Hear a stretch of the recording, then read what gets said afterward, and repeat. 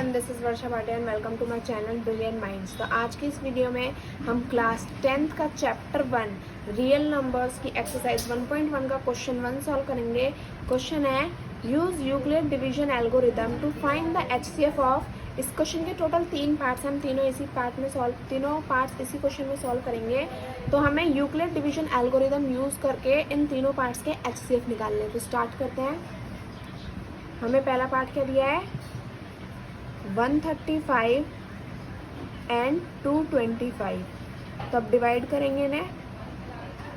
जब हम 225 को अंदर लिखेंगे और 135 को बाहर लिखेंगे। 135 वन जा 135, 5 से 5 कैंसिल आउट हो गया, 2 से 3 तो जाएगा नहीं, हो जाएगा 1, ये हो जाएगा 12, 12 में से 3 गया, बचा 9, 90।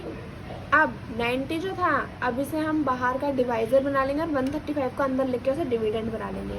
135, 90 वन जा 90, यहाँ बचेगा 5, 13 में से 9 गए तो बचा 4। अब 45 को हम यही रहने देंगे और 90 को अंदर लिख लेंगे। तो 45 2 जा 90, cancel out. So HCF of 135 and 225 is equal to 45। अब मुझे कैसे पता चली कि HCF 45 है? जो भी हमारा लास्ट डिवाइजर होता है वही क्या होता है, हमारा HCF होता है। तो फर्स्ट पार्ट हमारा सॉल्व हो गया है। वो हम अपना सेकंड पार्ट सॉल्व कर लेते हैं। सेकंड पार्ट हमें क्या दिया है, यहाँ नोट कर लेते हैं उसे। सेकंड पार्ट हमें दिया है 196 एंड 38,220। तो अब इसे सॉल्व करते हैं। 38,220 को हम अंदर लिख लेंगे, 196 को हम बाहर लिखेंगे। 196 वन जा 196, यहाँ पे 7 हो जाएगा, ये 12 हो जाएगा, 12 में 6 का है, बचा 6, ये हो जाएगा 2, ये हो जाएगा 17। 17 में से जब हम 6 को माइनस करेंगे, 9 को माइनस करेंगे तो क्या बचेगा, 8। अब 2 में से 1 जाएगा तो बचेगा 1, यहाँ जो 2 है वो नीचे आ जाएगा। तो जब 9 से मल्टीप्लाई करेंगे 196 तो हमारा आंसर आएगा 1764।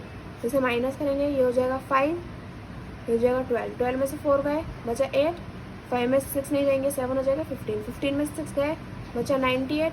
अब जो 0 है वो नीचे आ जाएगा, 0 हम नीचे ले आए।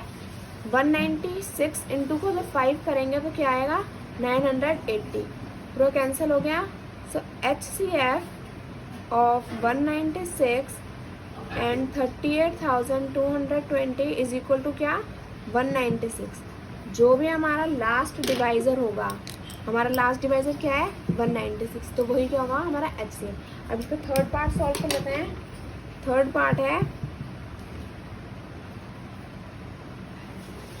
पार्ट हमें दे रखा है 867 एंड 255। तो बच्चे अक्सर कंफ्यूज हो जाते हैं कि हमें अंदर क्या रखना है। हमें 867 का अंदर रखना है, 867 का अंदर रखेंगे और 255 को बाहर रखेंगे। 255 को जब हम मल्टीप्लाई करेंगे, जब हम 255 को 3 से मल्टीप्लाई करेंगे तो हमारा आंसर आएगा 765। 5 में से 7 में से 5 गया, बचा 2, 6 में से 6 गया 0, 8 में से 7 गया, बचा 1, 102।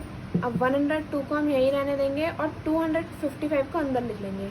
255 जब हम 102 को मल्टीप्लाई करेंगे 4 से तो हमारा आंसर 4 से नहीं 2 से, तो हमारा आंसर आएगा 204। तो माइनस करेंगे, 5 में से 4 का बचा 1, यहाँ जाएगा 5। 51 को हम बाहर रहने देंगे, 102 को अंदर लिख लेंगे। 51 को 2 से मल्टीप्लाई करेंगे तो हमारा आंसर आएगा 102। पूरा कैंसिल आउट हो गया। तो HCF of 867 and 255 is equal to 51। जो भी हमारा लास्ट डिवाइजर होता है वही क्या होता है, हमारा HCF होता है। तो इसी के साथ हमारा क्वेश्चन नंबर 1 पूरा सॉल्व हो गया है। अब हम क्वेश्चन नंबर 2 नेक्स्ट पेज पे सॉल्व कर लेते हैं। तो क्वेश्चन नंबर 2 हमें यहाँ दिया है, show that any positive odd integer is of the form 6 cube plus 1, 6 Q plus 3, 6 Q plus 5 where Q is some integer. तो हमें ये शो करना है कि कोई भी positive odd integer 6 Q plus 1 की फॉर्म में हो, या फिर 6 क्यू प्लस 3 की फॉर्म में हो, या फिर 6 क्यू प्लस 5 की फॉर्म में हो, और यहाँ पे क्यू एक इंटीजर होना चाहिए। तो पहले हम एक नोट है वो लिख लीजिए, dividend is equal to divisor into quotient plus remainder. ये है डिविडेंड किसके इक्वल होता है, डिविडेंड इक्वल होता है divisor into quotient plus remainder. यहाँ हम डिविडेंड को ले लेते हैं, for example P is equal to divisor को ले लेते हैं हम G, क्वोशिएंट को ले लेते हैं Q और रिमाइंडर को ले लेते हैं R। तो यहाँ हमें दे रखा है PGQ प्लस R।